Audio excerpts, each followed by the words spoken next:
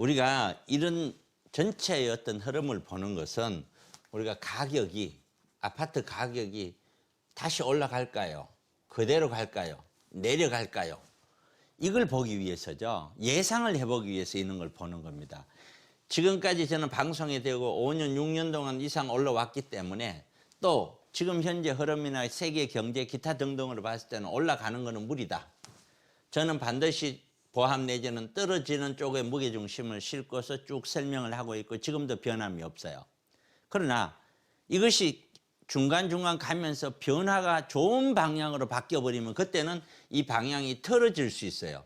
더 나쁜 방향으로 떨어지면 더 많이 떨어지는 방향으로 틀어서 설명을 할 수가 있는 거예요.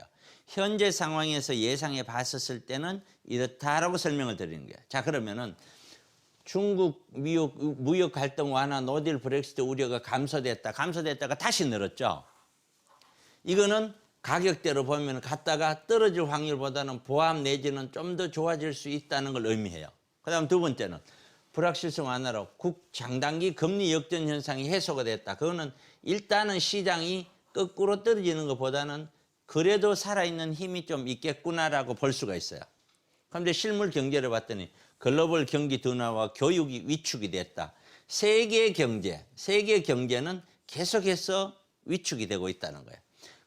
더불어서 한국 경제는 당연히 위축이 되겠죠. 분명히 꼭지점에서 하방 경향이 더 크다는 거예요. 고용 측면에서 시업자 수가 굉장히 많이 개선됐다. 그런데 알고 봤더니 이게 거의 대다수가 다 60대 중심이에요. 40대, 30대, 20대는 떨어졌어요. 오히려. 그럼 60대 중심으로 고용이 늘었다고 해서 우리 경기가 훨씬 좋아졌다. 이렇게 설명할 수는 없다는 거예요. 내년 세계 경제 및 교역 성장률 반도체 업황 개선의 실물경제 회복을 기대하고 있다. 그만큼 바닥이기 때문에 기대하고 있다는 이 말이 뭐예요? 정말 죽겠다 한테 조금만 반등되지 않겠느냐 하는 기대를 하고 있다는 거예요. 아직도 부동산 시장은 지금 현재 흐름만 봐서는 여기에서 다시 올라간다 이렇게 보기는 어렵다. 다시 올라가기 위해서는 반드시 전제 조건이 따라야 되는데 그 전제 조건이 뭐냐면은 세계 경제가 아주 좋아지고 더불어서 한국 경제도 좋아져야 된다. 그런데 여기서 한국 경제는 세계 경제가 좋아지면 우리도 분명히 좋아질 수 있는 요인은 있지만 우리 자체 내가 가지고 있는 문제점이 또 있죠. 가계부채 문제 그리고 고령화 문제. 이거는 다른 나라에서 갖고 있는 문제가 아니고 우리나라만 갖고 있는 고령화 문제예요. 이 문제를 일본도 넘어서지 못하고 잃어버린 20년을 간 거예요. 우리도 이것이 잘 넘어갈 수 있는지를 우리는 지켜봐야 돼요. 무턱대고 무조건 산다고 해서 될 문제가 아니고 제가 제일 우려하는 건 이런 것입니다. 아파트 가격이 이렇게 올라왔는데도 불구하고 또 다시 이렇게 올라가려면 지금 이렇게 가격이 올라오는 이 단계에서 보니까 제 느낌이 그래요. 소위 말해서 부자들은 이미 주택들 다 가지고 있어요. 그리고 이미 다 구입을 했고요. 애초부터 부자들은 집이 있어요. 집 하나는 팔지도 사지도 않고 그냥 사는 집이 있다고요. 하나는 무조건 있는데 바닥권력을 치고 2012년, 13년, 14년, 15년 바닥에 갈 때 다 여기서 자녀들이니 본인이니 집 한 채씩 다 샀다고요. 그리고 더군다나 정부에서 주택임대사업자 하면은 세금까지 면해주고 할 때 또 샀다고요. 돈이 100억이 있다면은 부자들은 이 중에 70억을 갖고 있는 거예요. 돈이 늘어난다고 100억이 늘어난다고 시중에서 부자가 아닌 사람이 움직일 수 있는 돈은 30억밖에 안 돼요. 30%밖에 안 돼요. 이게 토지보상금 자체가 40조가 됐다고 쳐요. 그러면 이 40조가 전부 아파트 가격으로 온다는 착각을 하시면 안 돼요. 이 보상금을 예를 들어서 10억, 20억 또는 30억 받았어. 30억 받은 사람은 30억 아파트 살 거냐 이거죠.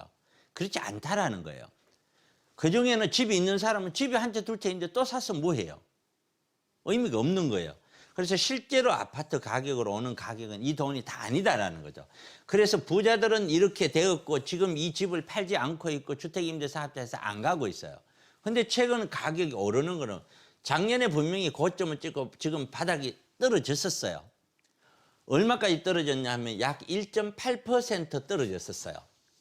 그러더니 원래 다시 반등을 해서 1% 반등을 해서 서울 전체론 8%가 떨어져, 0.8%, 0.8%가 작년 고점 대비 떨어져 있는 것이 국토부 자료예요.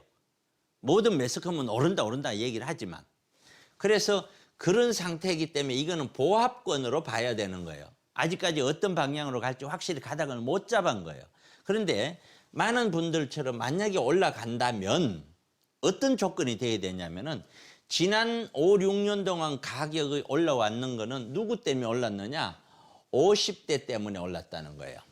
이 50대는 은퇴 자금도 있고 자기가 기존에 깔고 있었던 집도 있고 기타 등등 때문에 이걸 구입을 해서 끌고 올라갈 수 있는, 구입할 수 있는 여력이 있었다는 거죠. 그러다가 서울 시내 어지간한 지역에 30평대가 얼마까지 가버렸어요? 12억, 15억까지 다 가버렸다. 그런데 지금 또 올라가려면 누가 사야 돼요? 50대가 살까요? 60대가 살까요? 아니죠. 40대가 사야 돼요.